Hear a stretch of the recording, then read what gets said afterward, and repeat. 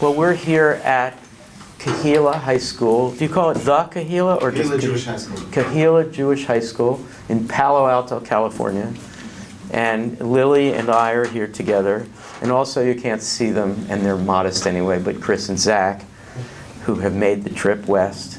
And we're really, really pleased to be in this room because this group of students have been working with their teacher, Jake Marmer, who's also a ModPo TA, to go through ModPo together. So they're doing it here in this room. Is this the room? They're doing it here. They're also participating in the discussion forums in ModPo and watching the videos, and I hope participating in webcasts. And one of them came to the webcast that we just did. Is that me that you're doing? She's sketching me. I get to keep up. This is Emery's, but okay. Oh, it's Amaris. Okay. I'm glad it looks that close.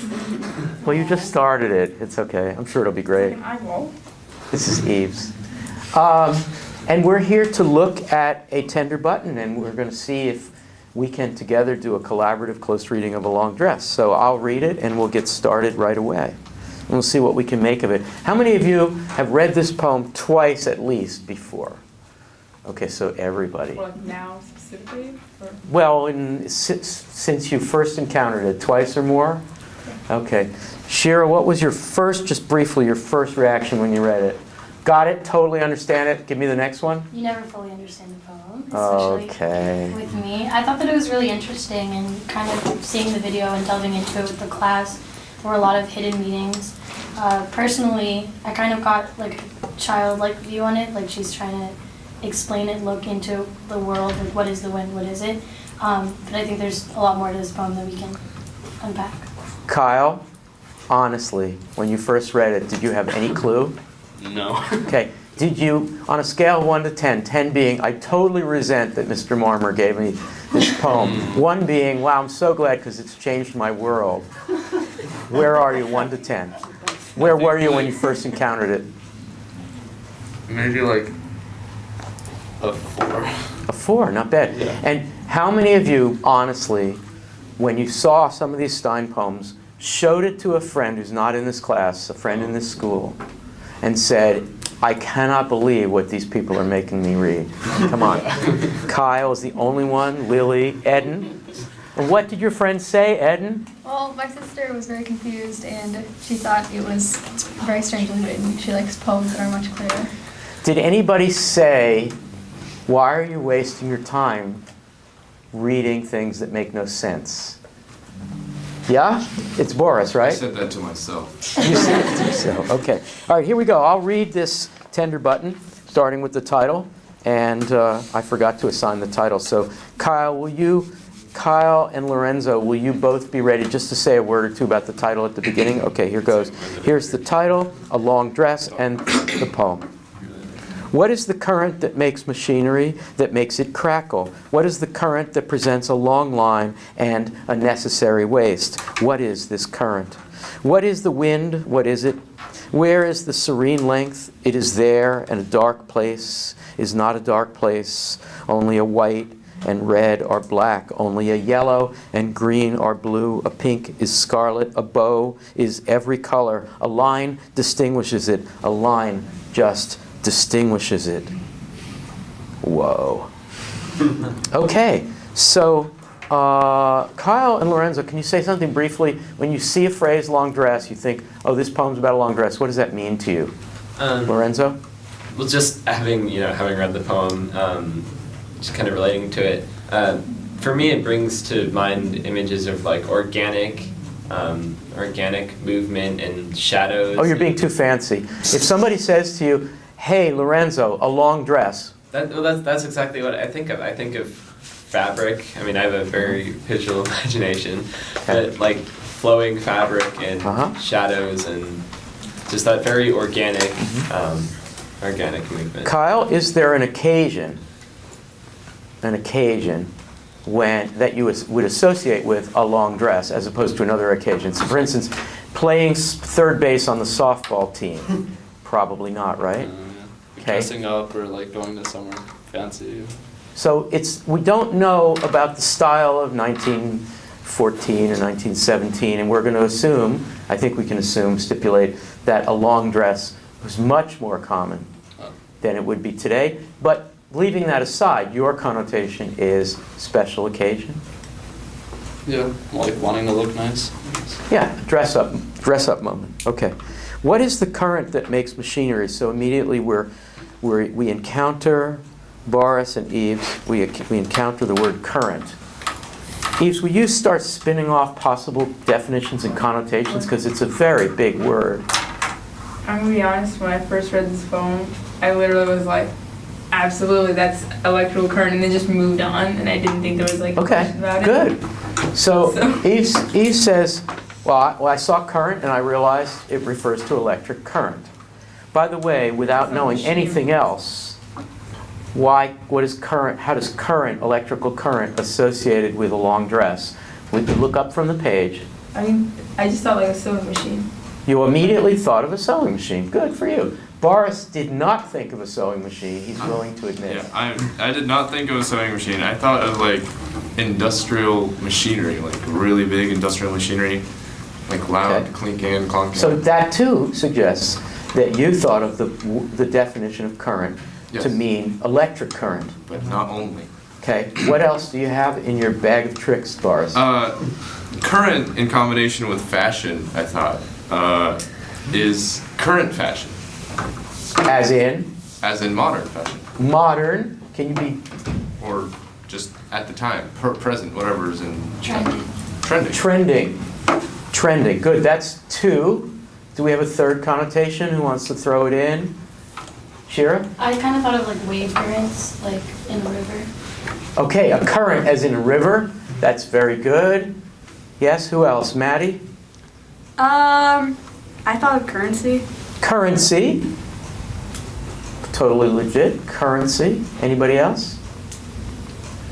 I thought of like, actually when I first read it, I didn't even think of electricity at all until someone brought it up. I thought of like the current of life, like all metaphorical and blah blah, I don't know. That's just what I The thought flow of life. of. Yeah, like the current of life, like in Nemo where the turtles are going down. In what? I'm sorry? In Nemo. Nemo, the movie. N-E-M-O? And you've never seen Nemo?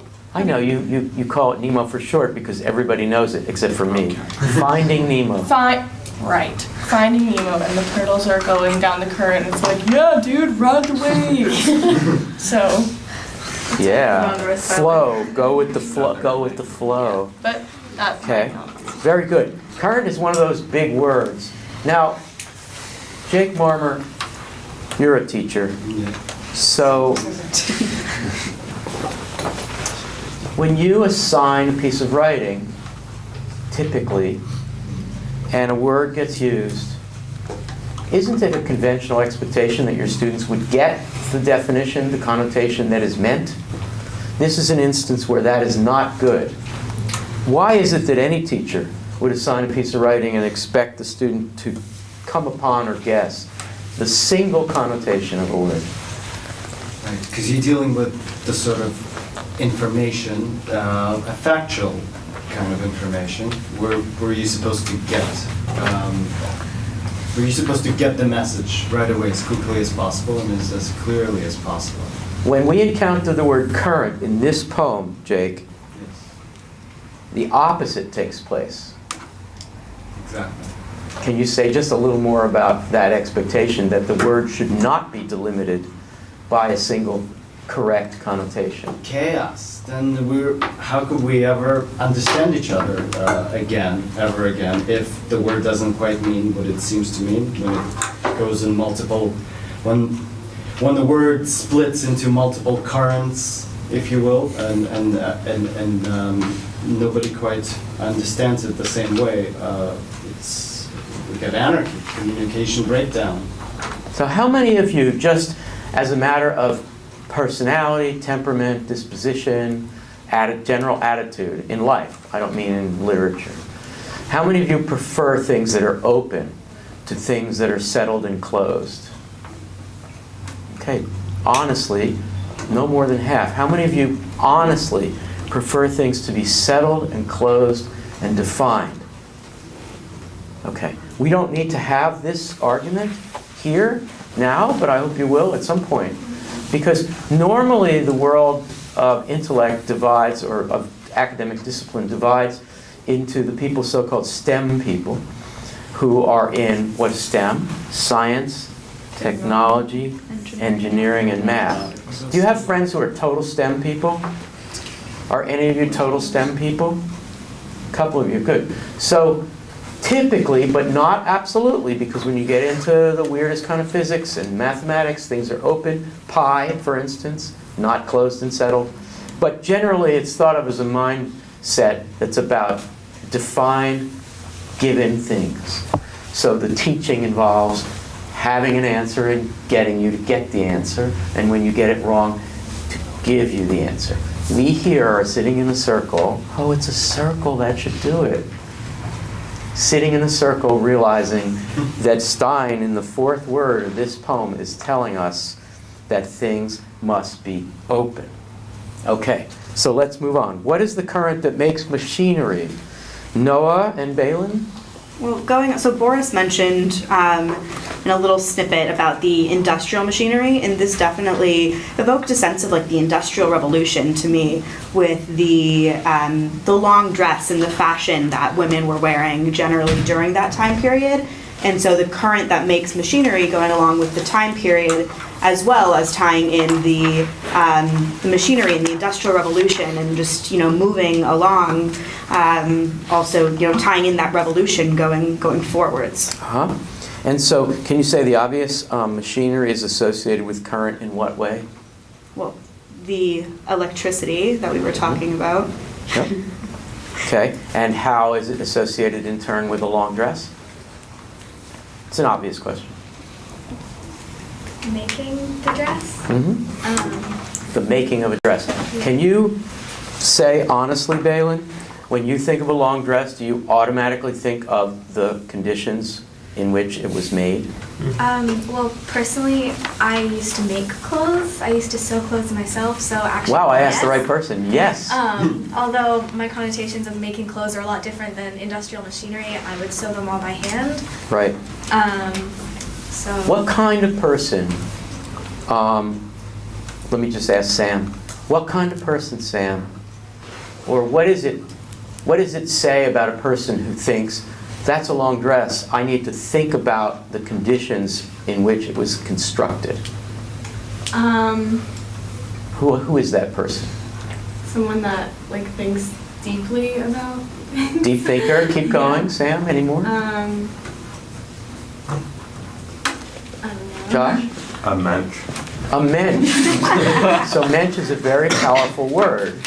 It means not just a man, but it means a human being. Am I right, Dick? Yeah. So why would a mensch think about such things? It's somebody who cares about others. It's somebody who takes all other people. Who are the others, Josh? The people who made the dress. The people who made the dress. By the way, who made the poem? Gertrude Stein. Right. So you have a maker making something and the things she's making is about a dress that is made. Everything is made.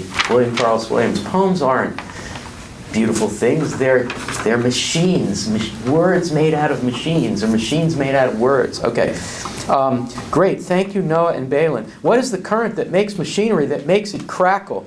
Let's make quick work of this. Salvador first. Well, I honestly thought of Rice Krispies. That's what I thought of. Right. And what about Rice Krispies? It's just snap. No, I got that, but yeah.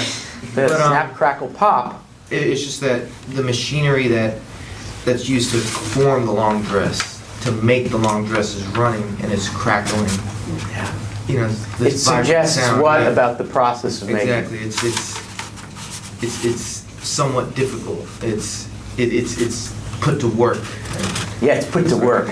When you're doing homework late. How many of you were doing homework late last night?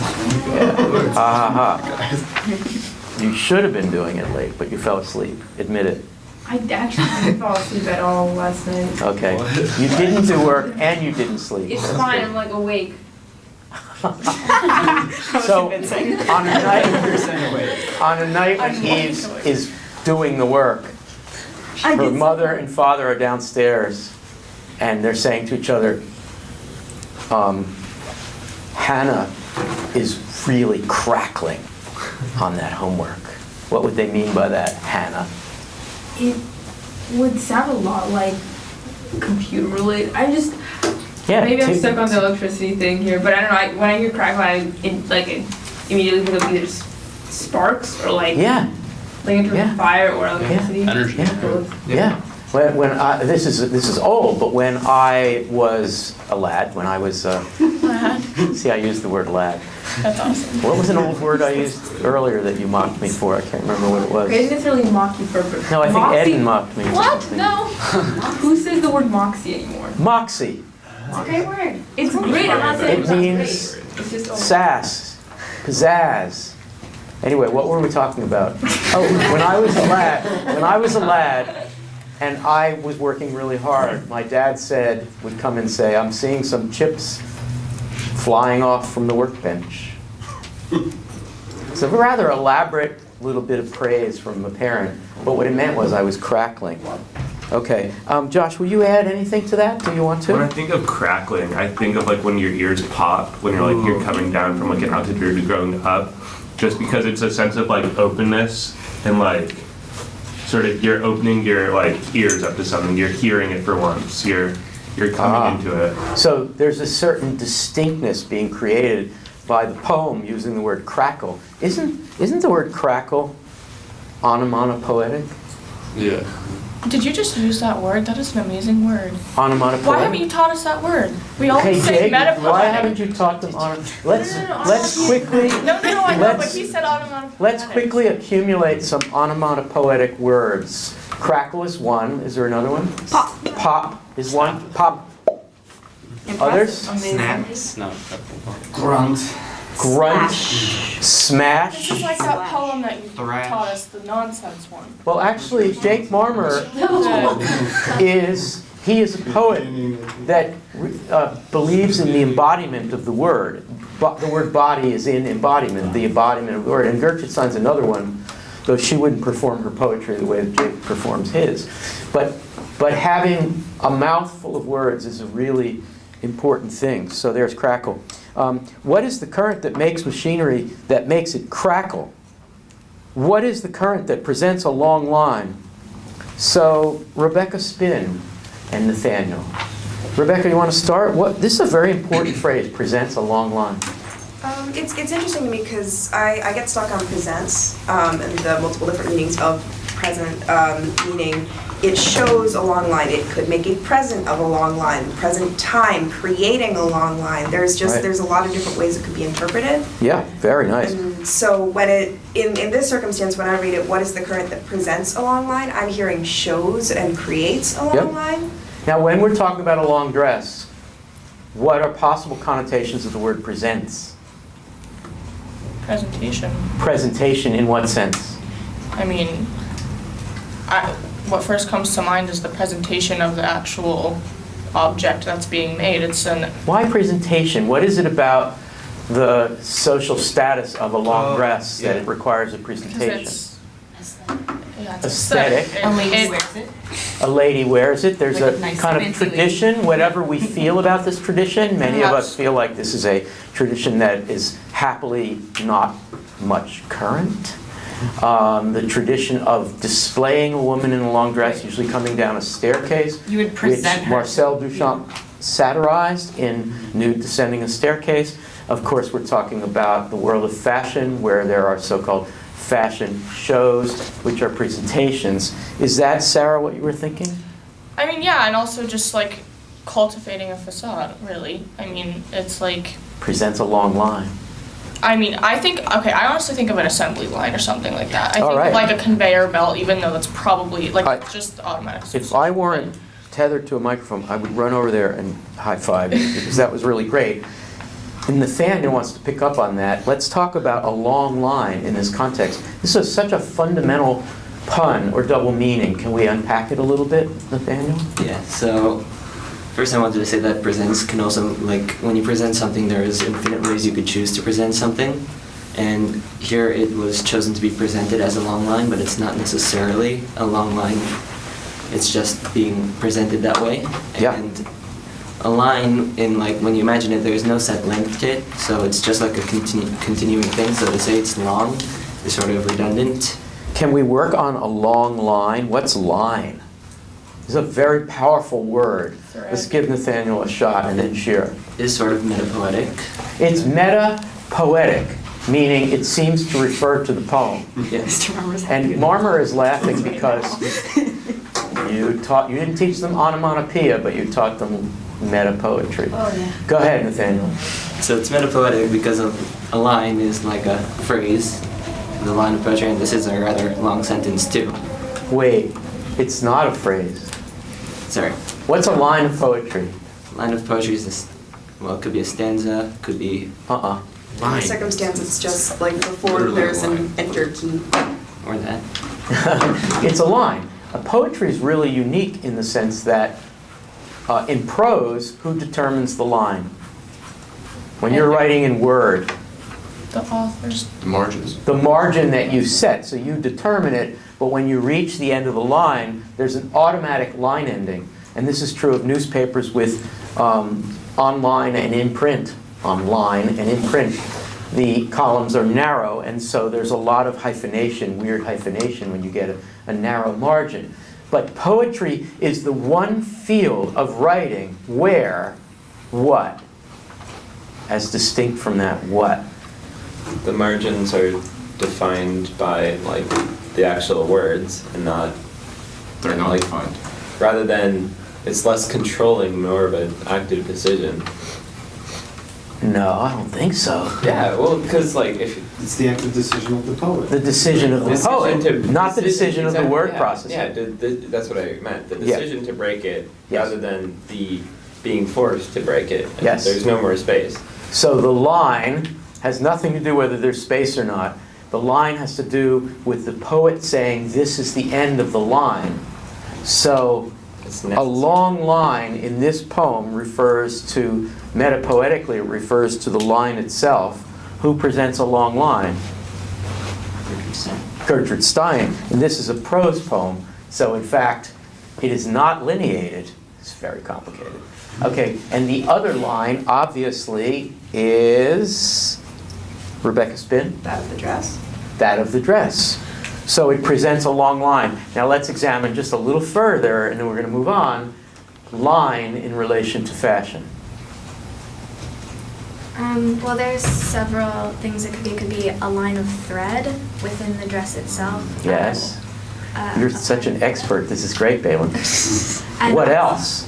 Also, there is such thing as a fashion line, a collection of clothing. Okay, now we need to examine that. The spring line, the summer line. We still use that phrase in fashion? I think so. Clothing line, yeah. So if so-and-so, who is a designer, comes up with the fall, let's say now, spring line. We're recording this in the fall, so it would be the spring line or even the summer line. Line means what, Sarah? Line means... I mean, when you see a magazine and it says like I think clothing line, I think of like a brand, an actual like, you know, brand, a yes. clothing labeled item. Like I have a little eagle on my jeans because it's from American Eagle. That's the Right. clothing line. So branded means profit, it means It means, commercialization. and I think this is just my interpretation, but labeling, the idea that, you Right. know, if I'm wearing knockoff Vans and they Yeah. don't have the little skateboard on the back, Right. then that's not the real deal. Right. And there's that idea too. I don't So, know if that's what it's referring to, legitimacy, commercialization, commodification, and yet we're talking about Gertrude Stein. Do you suspect, I mean, I don't know how much you know about Gertrude Stein, but not someone who's going to be buying the spring line. And now we turn to Jake and Lily, and maybe you can make quick work of this because we've just done a lot of this. Unnecessary waste. Lily? Well, so I think for me, aside from the title where dress is obviously a gendered item of clothing, not saying only women can wear dresses, but conventionally a very gendered piece of clothing. This is for me is where gender comes into the poem specifically because the connotation of presents, that means a lady is coming down to the party, so a man will say presenting lady so-and-so, whatever, and she'll like proceed downstairs. And so Gertrude Stein is saying reducing that person to a long line and a necessary waist, not saying And necessary probably refers to necessary for us to know she's a lady. She's been cinched in, she's wearing a corset, she's got a necessary waist. The dress is so long, and the thing that makes it a dress and not a piece of fabric is the fact that it's been cinched, because it is so long that it's not got the same kind of shape we would think. It probably doesn't have a neckline that's that deep or whatever, but it's just got a waist that nips in, so you know that's a woman. And so Gertrude Stein, I think, is critiquing that, saying, like, we have to think about what's the driving force that says women must dress this way, women must come down the stairs and be presented to men and women in a party as the person wearing this dress with a necessary waist. That's totally brilliant and follows nicely from Sarah's edgy suggestion that this poem might be, or that Sarah wants this poem to be, a critique of the aspect of capitalism that takes Shira aesthetics and turns it into commerce. And Stein would be the poet, a woman who is not so sure that's such a good idea. So, Jake Marmer, do you want to add quickly something to that? It's hard to follow that because Lily really nailed it. Yeah, fantastic. By the way, can we just say, you guys all, Lily's been at this a long time, but according to your teacher, you all have the potential, to really go on. I'm not saying you should be poetry experts. Goodness knows we don't need more poetry experts, but you really, this is what we can do with language. This is a really powerful tool, not just in humanities and arts, but sorry, I'm making a pitch here, but for coming of age, being able to analyze a situation, to read a situation closely. I think that's sort of what we're doing here. Sorry, Jake. Yeah, I'll add a couple of things.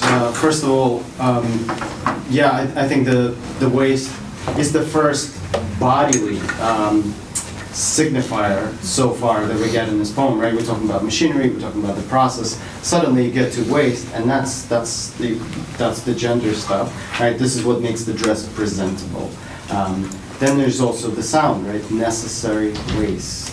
So there's like consonants, maybe like slanty half rhyme that's in there. Sounds like a long line as it sibilantly goes down the shape that Lily described. Yeah, and then, metapoetically, I guess waist is the point of transition of, the upper body so I guess as you're writing, you're necessarily transitioning from one idea to another through some kind of a narrowing, some kind of a moment of definition. Oh no, are you leading to saying this is a concrete poem because it has a waist? Look at it. I don't think we've ever talked about that. That's amazing.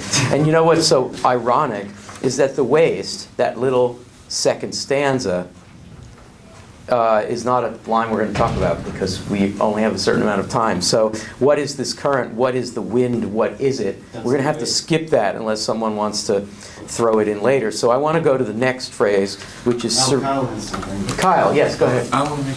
Sorry.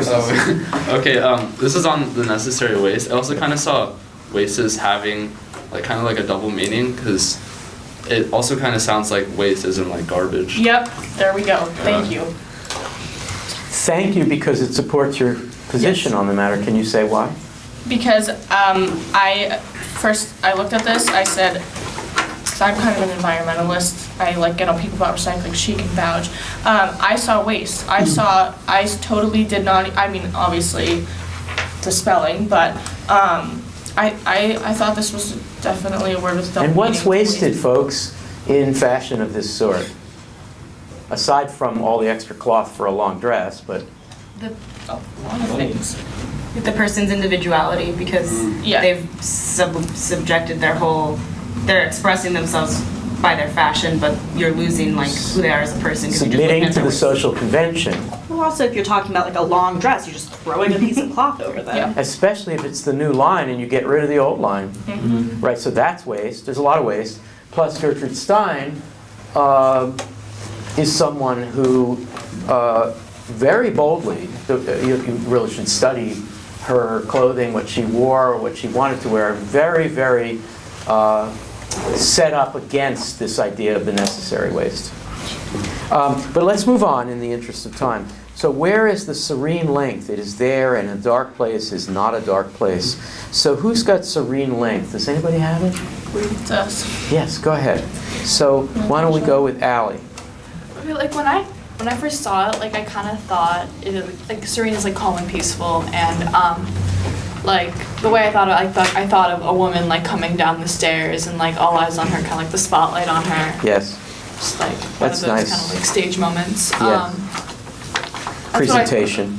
But like another thing that could be is maybe like, because I thought of like an industrial factory when I read the poem, and like maybe like maybe I thought of maybe like the serene moment could be when the dress is finally done. You just kind of look at it and you admire it. Cool. Sarah, quickly, I'm going to throw you a little curveball here. Okay. So we have correctly, I think, situated the opening of this prose poem in the industrial making and the electricity and machinery that makes behind the scenes, as it were. Mm-hmm. And now we've been lately talking about the serene, lovely, sibilant presentation of the dress. Mm-hmm. How do we connect? Why does Gertrude Stein want us to connect the factory making with the serenity of this beautiful product that's fashionable and current? Well, to summarize my thought about this, I'd say that the serenity that results from perhaps as Jake, love being able to call teachers by their first name, as Jake had mentioned earlier, the like chaos about something or other. I just remember chaos, like perhaps even the idea of organized chaos, that like oxymoronic statement where the serene length, or maybe just the word serene, she says, asks with the exception of a question mark, where's the serene length? I mean, you know, there's this chaos, this loud, clunky machinery, you know, I think of the Industrial Revolution, and then you have this like really nice aesthetic thing. You know, it's like the contradiction of really humanity as a whole. So what can we say about the relationship between that crackling electric factory production and the elegant presentation at the end? Shira? Well, when I saw serene length, like kind of instead of serene, my mind kind of turned it into ideal. Like, when does it end? When is this clanking going to stop? When is it going to be serene? When does this line end? When is it over? When is it finished? When am I ready to present it? Yeah. Okay. So like, where do we draw the line? Where do we draw the line, as it were? Okay, where's the serene length? It is there, and a dark place is not a dark place. Good luck with this. We're going to have to make fast work of it. I think Sam is going to say something about this. Am I right? Sam had to go to a doctor's But Sam had to go, so who else? Maddie, I think. Yeah. So when I first read this, I thought of the Harry Potter quote, like, happiness can be found in the darkest of times if one remembers to turn on the light. Can you say that again slowly? Happiness can be found in the darkest of times if one remembers to turn on the light. Okay. So to go along with the Industrial Revolution idea, I believe this wasn't a very enjoyable job to do, to sew dresses or to use Yeah, has machinery. anybody heard of the big fire that killed a lot of people because what? Josh, you used the word mensch before. I take it you're like a Jewish labor historian or something. It was like the triangle factory. The triangle what? The triangle shirt what? Waist factory. Shirt waist factory. Do you think Gertrude Stein is making? She isn't, because I think she wrote it before the fire. But she's just that much of a genius, so we can assume that she I has think some it's sort of like. It came out the same year. I think we've been through this in ModPo, and I'm just forgetting, but I think shirtwaist fire is in the back of her head, or at least the triangle shirtwaist. And those were not pleasant conditions. So it's possible to be very critical, to have an economic theory about why women and men, but women mostly here, are being subjected to the imposed social values that create aesthetic longing so that you buy this season's dress. And this creates the horrible exploitative so you can actually do a early 20th century pro-union Marxist read of this poem. But we don't have time for that, so let's go on. Where is this? We don't have time for a good Marxist. Here we are in the middle of Palo Alto. I don't even want to. Who even has time, though? Who even has time to What is examine time? too closely the means of production here in this electric valley? Yes. It's done with Marxist theory. We always have time for it. Yeah. Where is the serene length that is there, and a dark place is not a dark place? Only a white and red are black, only a yellow and green are blue, a pink is scarlet, a bow is every color. If possible, we don't have a lot of time, but if possible, we could go back to all that color, but I'd like to go directly to the last two lines.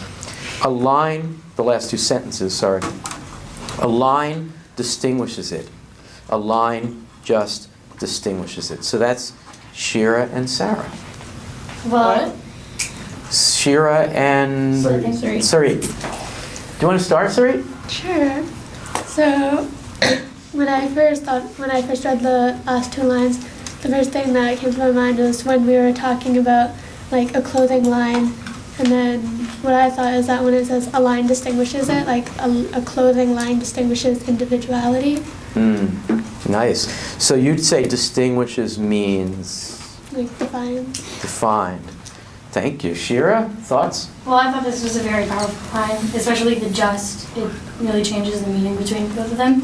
And I kind of made the connection in art last year. We were doing line drawings, and we had to draw people, and there were distinguishing lines about their figure, like the back, the spine, that we had to draw. So I kind of connected that with the dress and the figure, which I thought was really interesting. This line that really connects everything that makes like the figure. And I also said like the line just distinguishes it. What is it distinguishing it from? Is it like society, the line that distinguishes, like what Lily was saying, the line that distinguishes what a woman should wear, what a man should wear, where the line goes, if it's a waist and it's a woman, if it's not, then it's a man. Kind of a binding line. Nice. Well put. Max? Sorry, Zach. That's right. You look a little like Max McKenna. So okay, got it. I sort of, I think you can kind of see this in a few different ways, but when I read just, I thought it kind of has the connotation of something being fair, or like justice, and of like something that's morally right. And especially, we're talking about the kind of the criticism of fashion and of these dresses, and of like contouring the waist and all, how it's all just unnecessary. So yeah, that was just kind of an That's very good. I have a general question to throw out there, and we will use it to wrap up, to say some final thoughts.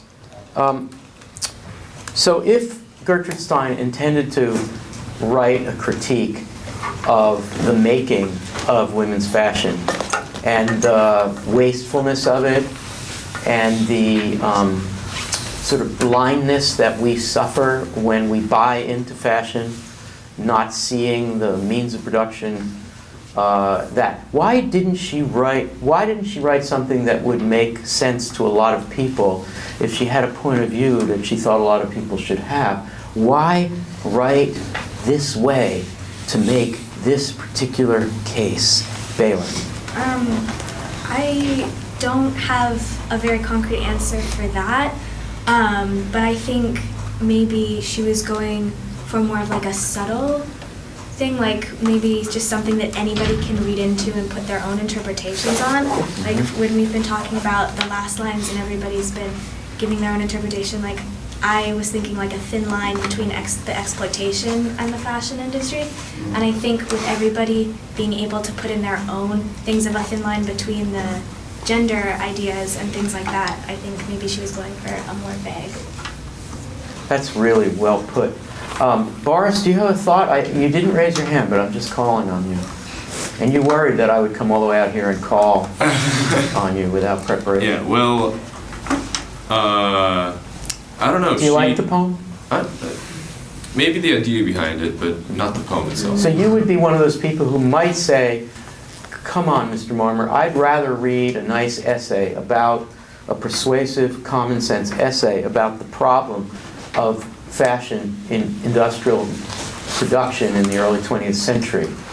Thank you. But why this? Okay. Not an essay. I wouldn't read an essay. What do you want? Rhyme. Yeah. Article. Yeah, I would prefer a less prosy poem, more of like a flowing, rhyming. This doesn't flow, Mr. Marmer? I don't know. I don't feel like it flows. It could flow much It better. crackles. It flows. What about the turtles, man? Okay. Yeah. So. Anyway, the question was, what was Gertrude Stein thinking? Like, why did she do this in such a complex way? I think the question. She did not care about who reads this poem. She just wanted to get her thoughts out there. Okay. So what do you think, Rebecca Spin? I mean, also, like, one of the reasons is, would we be analyzing it in this amount of depth if it were not written the way it is written? How many of you would say Rebecca asks like the $24,000 question? Yep, she's right. Yeah, I mean, we wouldn't be doing this all these years later if it had been just a toss-off piece of writing, like an article in a newspaper. The way that it's written causes it to remain a constant object of interest. It remains current, as it were. And it's so Can Rebecca Spin get snapped for that, don't you think? Yes. Wow, are you always this good? Yeah, she's pretty good. She's good, huh? So what do you think? Do you agree with that? Yes. That it's worth trying to write so-called difficult things because there's a chance that people will have to pay a lot of attention to it. Or, maybe Boris's point of view, or just give up trying and never get the message. But here's the thing, like, if you want to deliver a message to most amount of people, you make it as simple as possible. Because if it's very complex, only a couple of people will figure it out. But if it's straightforward... I guess this is the old Schindler's List question. Do you want a movie about the Holocaust, which a lot of people can see and like, but never learn a thing about the Holocaust? Or do you want a very difficult film that no one will be able to, very few people will be able to see, but it'll change their thinking forever? Sorry, that was a loaded question. That was a good question. I was Yeah. gonna Had say this conversation. Exactly. We've had this right. conversation. That okay. Marmer is all about what might be called difficult music. Laurie Anderson famously uses the phrase difficult music. She makes difficult music. To make easy music means you can do a lot of other things while you're listening to it, and it doesn't change your life. And Eves? I was gonna say something that was like one of my patented "I do this, therefore everyone does this" theories.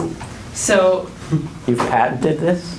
absolutely. So a lot of us will quote things we say.